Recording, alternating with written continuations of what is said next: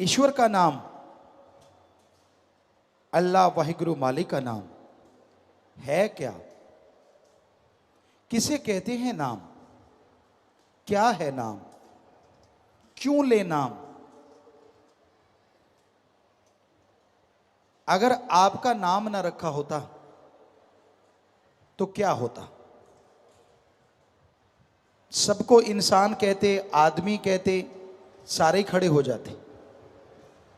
आपका नाम रखा गया ताकि आपकी पहचान हो। आपका नाम लिया जाता है, आप बोलते हैं, सोचना नहीं पड़ता, क्योंकि वो आपके दिलो दिमाग में धस गया कि ये आपका ही नाम है। तो वो नाम से पहचान है। उसी तरह अल्लाह वाहिगुरु गॉड खुदा रब का भी नाम है, उसको भी बाई नेम बुलाया जा सकता है, उसकी भी नाम से पहचान है, मूल मंत्र है, वो तरीका है, नाम से बुलाया जाता है। क्योंकि भगवान अल्लाह गॉड खुदा रब, ये तो 33 करोड़, कोई कहता है 365 करोड़ देवी देवता हैं, सबके यही नाम है भगवान, भगवन। इसलिए उस ओंकार का, जिसने ब्रह्मा जी, विष्णु जी, महेश जी को बनाया, उनका भी नाम है। और उस नाम से जब उन्हें बुलाया जाता है तो वो जरूर सुनते हैं। नाम लेना क्यों जरूरी है? 84 लाख शरीरों में ये आत्मा भटक के आई है, जो आज मनुष्य शरीर धारण किए हुए है। और 84 लाख जन्मों के अगर एक एक कर्म भी जोड़ें तो 84 लाख कर्म बनते हैं, जिन्हें हमारे धर्मों में संचित कर्म कहा गया है। इन कर्मों का लेखा जोखा इंसान को देना पड़ता है जीते जी। उदाहरण के तौर पे, आप मेहनत करते हैं, इस जन्म में कोई बुरा कर्म भी नहीं किया, खूब मेहनत करते हैं, फिर भी आप सक्सेस नहीं होते, फिर भी आप सफल नहीं होते। इसकी मेन मुख्य वजह है संचित कर्मों का चक्कर। जन्मों जन्मों के पाप कर्म जो आदमी से जुड़ गए हैं, आपके आड़े आते हैं, आपके रास्ते में आते हैं, जिसकी वजह से बहुत मेहनत करने के बावजूद आपको फल बहुत कम मिलता है। आप तंदुरुस्त हैं, सही सलामत हैं, अचानक से बीमार हो जाते हैं, बहुत बुरा हश्र होता है, ये भी संचित कर्म। तो इनसे बचाव एकमात्र तरीके से होता है, और वो है प्रभु का, अल्लाह का, वाहिगुरु का पवित्र नाम। उसका नाम लेके पुकारेंगे, पहाड़ जैसे कर्मों को वो कंकर में बदल देगा। पहाड़ जैसे कर्मों को वो पल में चकनाचूर कर देगा। यानी आने वाला कोई रोग इतना भयानक हो जिसकी वजह से आप महीनों सालों चारपाई पे पड़े रहें, दुखी होते रहें, हजारों लाखों रुपया भी लग गया, परेशान भी आप बहुत हो रहे हैं, तो कितना अच्छा हो कि आने वाला वो भयानक रोग आने से पहले ही कट जाए। एक तो महीनों सालों बिस्तर पे नहीं लेटना पड़ेगा। शरीर एक बार बीमार होता है ना, तंदुरुस्त होने में बहुत टाइम लगता है। दूसरा, लाखों हजारों रुपए जो खर्चा होना था वो भी बच गया। क्या इससे लाभदायक कोई सौदा और हो सकता है? इसलिए मालिक का नाम लेना चाहिए। नाम लेने पे कोई दाम नहीं लगते। बिना दाम के प्रभु का नाम, ईश्वर का नाम मिलता है। जो सच्चे दिल से उस परम पिता परमात्मा का, अल्लाह गॉड खुदा राम का नाम जपते हैं, अभ्यास करते रहते हैं, आने वाला जीवन सुखमय हो जाता है। आने वाले जीवन में तंदुरुस्ती बनी रहती है। दुख में सुमरन सब करें और सुख में करे न कोई, जो सुख में सुमरन करे तो दुख काहे को होए। जब दुख आता है, गम चिंता परेशानियां आती हैं, सब लोग सुमरन करते हैं, सब लोग भक्ति करते हैं, और सुख में भगवान को याद नहीं करते। कहते हैं भगवान हमें याद ही नहीं। तो आने वाले कर्म कटेंगे कैसे? क्या आप दुख को उड़ीकते हैं?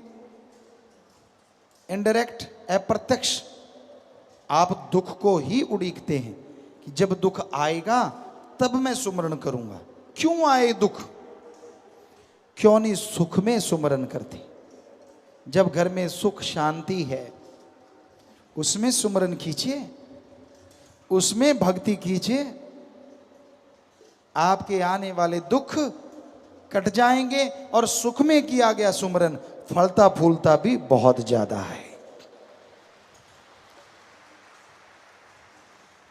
जब आप सुखी होते हैं, जब आप खुश होते हैं, तभी अच्छे गीत गाते हैं, वरना तो गम भरे गीत ही ज्यादा अच्छे लगते हैं।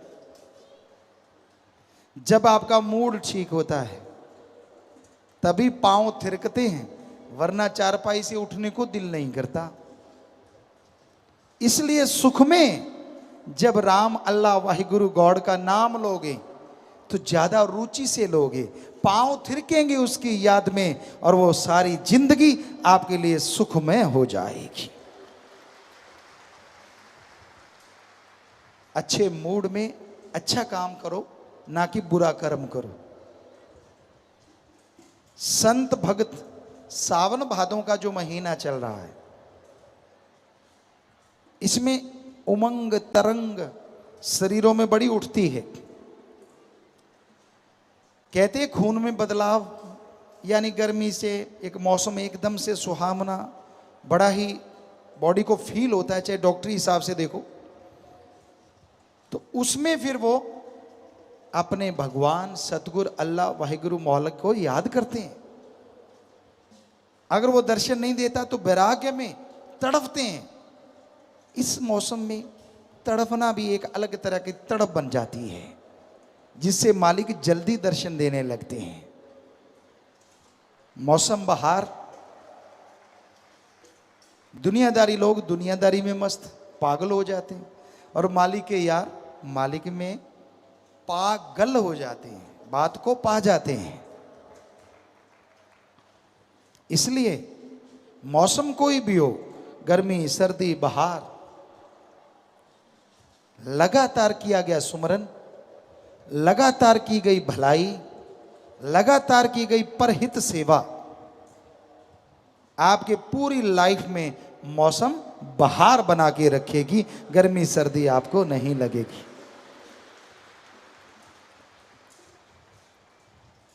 सुमरन में बेइंतहा आनंद है, सुमरन में बेइंतहा लज्जतें हैं, पर मिलती उसी को हैं जो इसके लिए तड़पता है।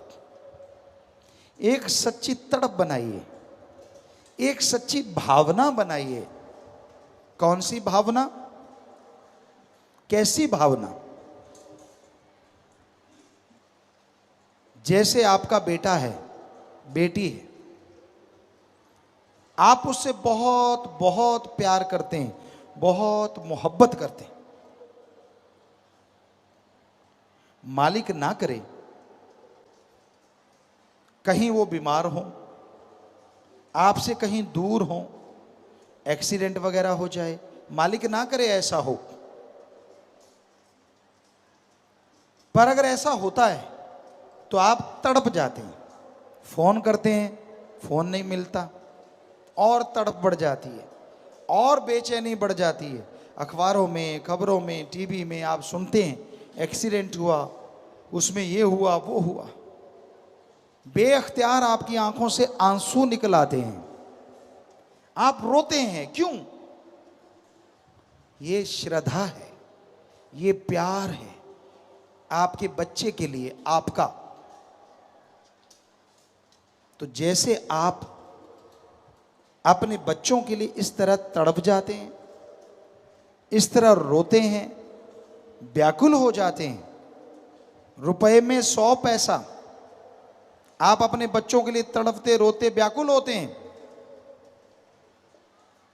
ऐसी ही तड़प रुपए में से 15 पैसे, 20 पैसे आप भगवान के लिए तड़फो, हम गारंटी देते हैं वो आपके आके सामने खड़ा हो जाएगा। पर आप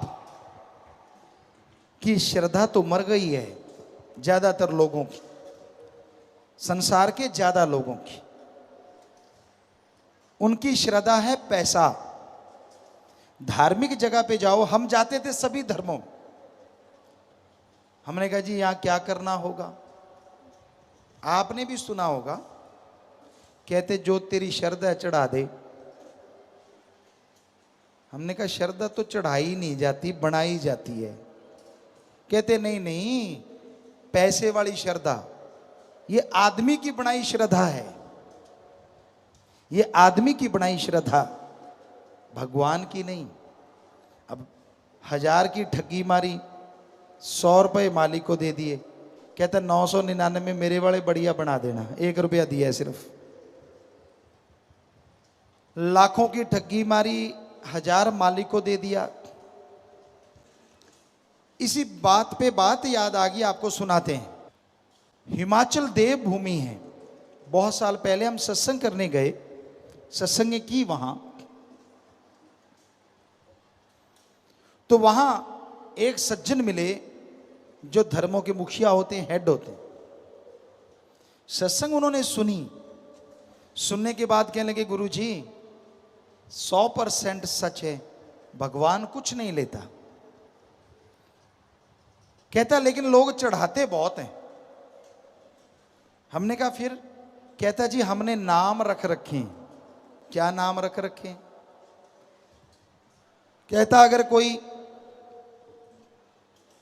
1-2 रुपए चढ़ाता है तो हम चुप रहते हैं, सैकड़ों चढ़ाता है तो हम कहते हैं ये है हजारों वाला, 1000 चढ़ाता है तो हम कहते हैं हजारों चढ़ाता है तो ये है लाखों वाला, और लाखों चढ़ाता है तो हम कहते हैं ये करोड़ों वाला। साथ खड़े साथियों ने पूछा वाला क्या? कहता अगर कोई 100 चढ़ाता है, सैकड़ों, तो हम कहते हैं ये हजारों वाला ठग है। हजारों की ठगी मारी होगी तो 100 चढ़ाने आया है। 1000 चढ़ाता है तो हम कहते हैं ये लाख वाला है।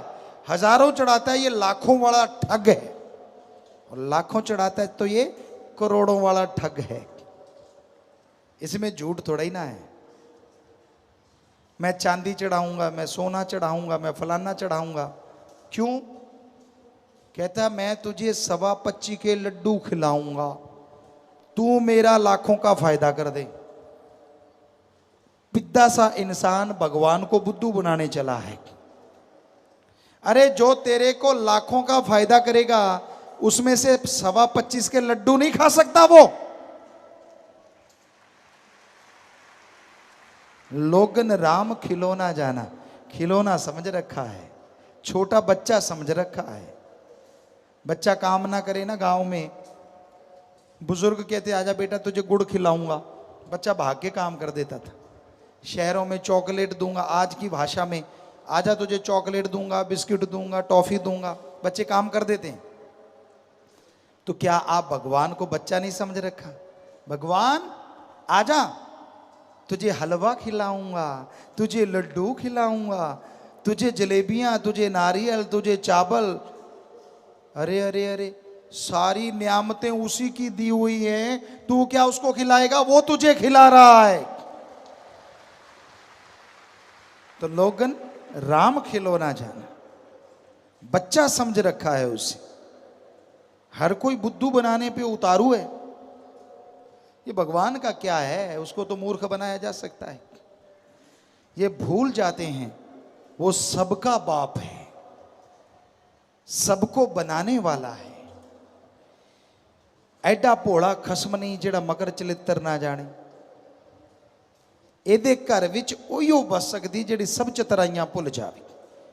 कि इतना भोला नहीं है वो अल्लाह वाहिगुरु राम खसम, जो आपकी चलाकियां, आपके मकर, आपकी शातराना चालों को ना समझे, वो सब जानता है। ਇਹਦੇ घर ਵਿੱਚ ਉਹੀਓ ਬਸ ਸਕਦੀ ਜਿਹੜੀ सब चतराइयां भुल जावे। दीनता, नम्रता, अंदर साफ बाहर साफ, व्यवहार का साफ। व्यवहार कहते ही ये लगता है ये क्या कह दिया, क्योंकि आजकल व्यवहारों का तो बुरा हाल है। पैसे लेगे तो टाइम पे मोड़ते नहीं, मांगने जाओ तो आगे से लठ निकाल लेते हैं। ये व्यवहार है। लोगों का हक मार के छीनते हैं। छोटी सी डॉल के लिए जमींदारों के बट होती है सांझी, धक्के से 2 फुट उधर धकेल देते हैं, वो दूसरे वाला 3 फुट उधर धकेल देता है।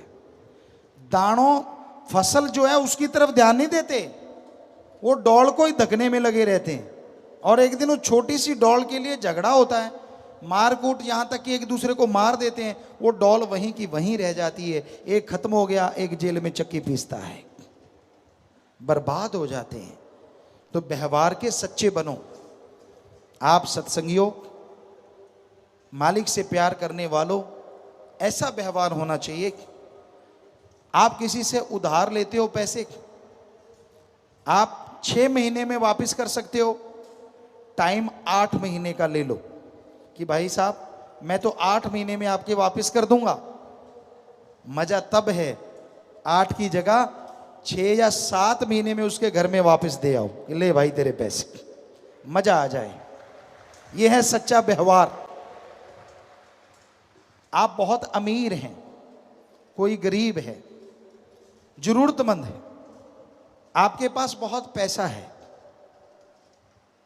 आप उसको उधार देते हैं, रुपया सैकड़ा, चलो 2 रुपए सैकड़े, 1.5 रुपए सैकड़ा, जो भी आप देते हैं, उसे कहिए कि भाई ये ब्याज लगेगा, ये पैसा ले ले। और वो जब पैसा लौटाने आए, मजा तब है जब आप उसका ब्याज उसके वापस हाथ में थमा दो कि भाई तेरा काम सर गया, मेरे को ब्याज की जरूरत नहीं है, भगवान तेरा भला करे, मजा आ जाए। ये होना चाहिए सत्संगी का व्यवहार। अगर व्यवहार पूछते हो हमसे कैसा होना चाहिए, तो ऐसा होना चाहिए।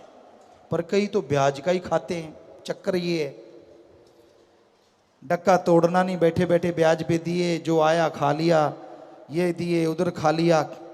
तो उनके लिए 10-15% आप ब्याज ले लें, ज़्यादा नहीं। 5 रुपये सैकड़ा, 10 रुपये सैकड़ा लोगे तो भरोगे जगह जगह।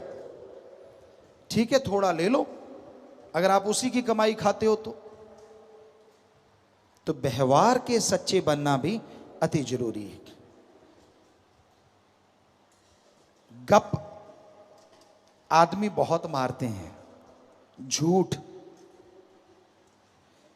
बात बात पे झूठ मारते हैं। क्या झूठ मारना चाहिए?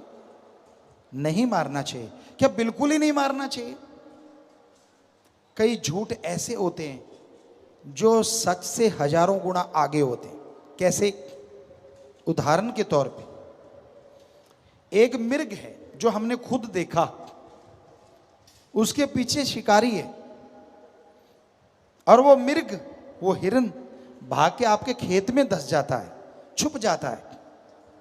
शिकारी आता है, आपसे पूछता है, आपने मिर्ग देखा?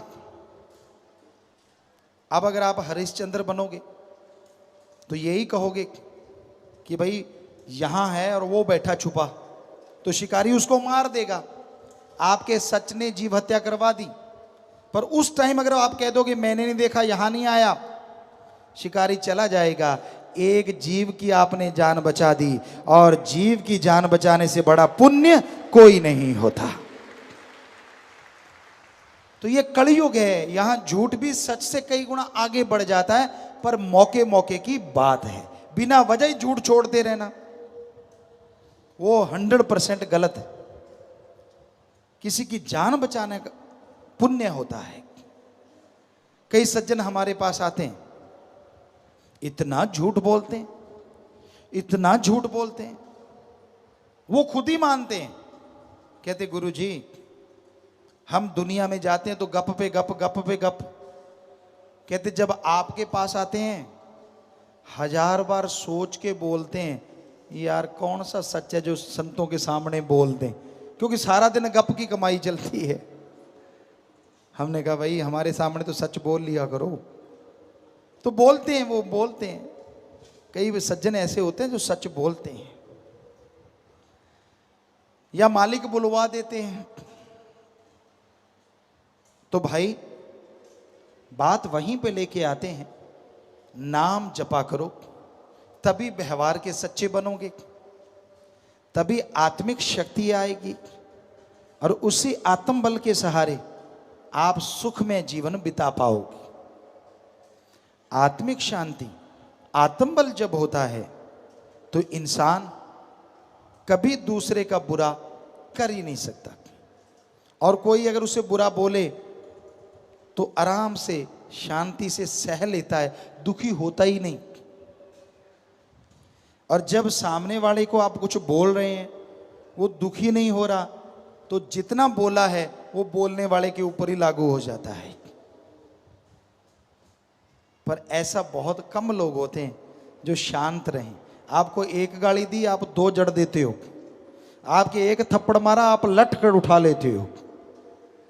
तो कहां से भगवान न्याय करेंगे और कहां से भगवान कुछ खुशी देंगे? तो शांत में जीवन जीने का अलग ही मजा है, अलग ही आनंद है।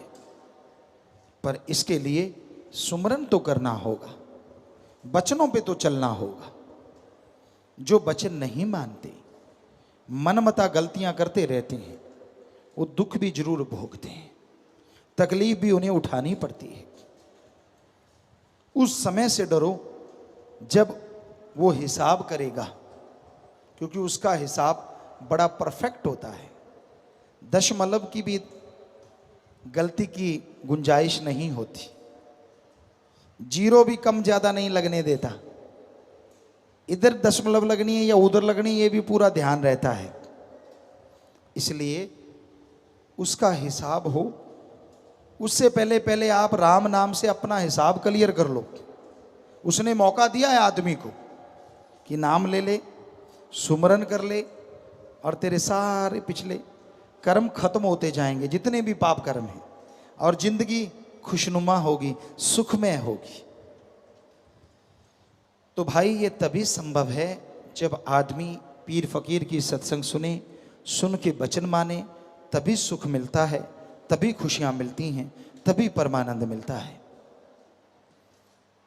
तो जरूरी है आप मालिक का नाम जपें, जिस पे कोई दाम नहीं लगते। जिस पे कोई धर्म जात मजहब नहीं छोड़ना पड़ता, जिसके लिए दर बदर नहीं जाना पड़ता।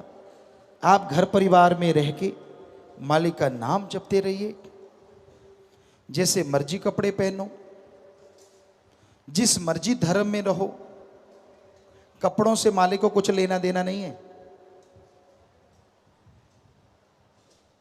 मालिक जब पहचान करवाता है तो कपड़ों की जरूरत नहीं होती। मालिक जब भेजता है तो कपड़े पहन के नहीं भेजता। क्या कोई पैंट शर्ट पहन के पैदा हुआ है? नहीं, सब नंगे आते हैं। ठीक है, मालिक ने सद्बुद्धि बख्श दी, नंगे रहना नहीं। इसका मतलब ये नहीं है कहीं आप सोचो पिताजी ने कह दिया कपड़े ही ना पहनो। ये खोपड़ा किस लिए दिया है? ये मालिक ने इसलिए दिया है कि आप इसका इस्तेमाल करें और जिससे भावना शुद्ध रहे वैसे बन के रहें। सो जैसा आपका दिल करे कपड़े पहनो, कोई रोक टोक नहीं। भावना शुद्ध होनी चाहिए, भावना पवित्र होनी चाहिए, तभी मालिक मिलता है, कपड़ों से नहीं मिलता।